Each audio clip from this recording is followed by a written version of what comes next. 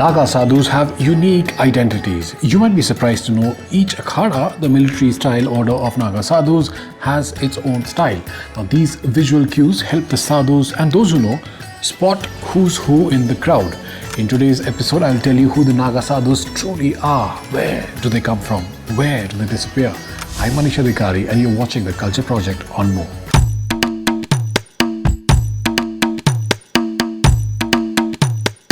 Okay, my Sanskrit is not very good, but these two lines are from the Rig Veda. Roused up to ecstasy by our asceticism, we have mounted the winds. You mortals see only our bodies. Nobody knows exactly how old the Naga Sadhus of India are. The Rig Veda's Kesin hymn offers one of the first descriptions according to some experts. The yogis described in the Kesin were long-haired ascetics, men with long kesh. They were ascetic wanderers with mystical powers. Homeless, they travelled with the wind, clad only in dust or yellow tatters.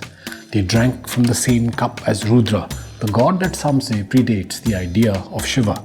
Many thousands of years later, we see shades of the Kesin in our Naga Sadhus. The name Naga refers to their practice of going about unclothed. They hail from almost secretive monastic orders called akhanas: Ananda, Niranjani, Juna, Avahan, Atal, Nirvani and Agni. These akhanas are like hidden tributaries feeding the great river of India's spiritual legacy. Between major festivals, the Naga Sadhus lead cloistered lives in ashrams scattered across India's remote interiors.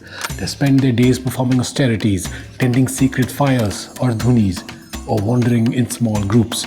But when the Kumbh Mela arrives, they converge on the banks of the sacred rivers with utmost devotion. Afterward, they retreat once more into seclusion, their whereabouts largely unknown until the next great gathering calls them to emerge again.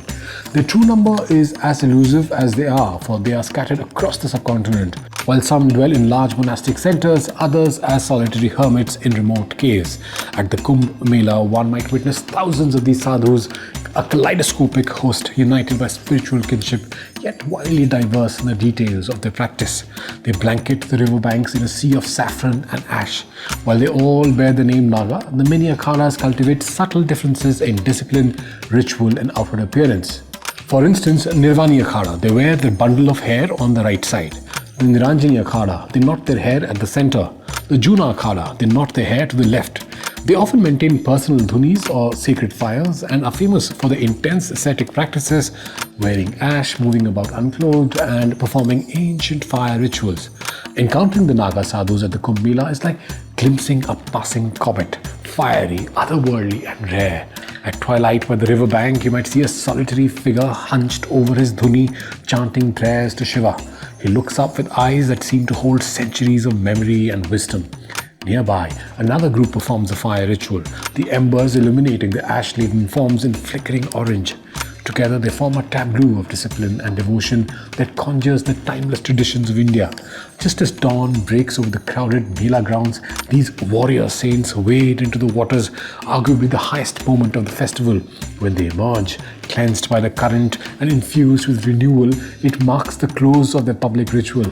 In the days that follow, one by one, the Naga Sadhus depart, on foot, atop the backs of trucks, or as solitary wanderers disappearing into the haze. They return to forest ashrams or mountain caves, to the secret realms where they live out their vows in the hush of nature. Yet their memory lingers. Come the next Kumbh Mela, when the sacred summons echoes across the land, they will appear again, vanishing and reappearing like echoes of gods. As you stand on the banks of the Ganga, lost in the swirl of saffron and grey ash, you'll wonder if these silent, naked renouncers are as old as the river itself. And in their wake, you might just glimpse the timeless dance of eternity that India, through them, continues to share with the world. Thank you for watching The Culture Project and more.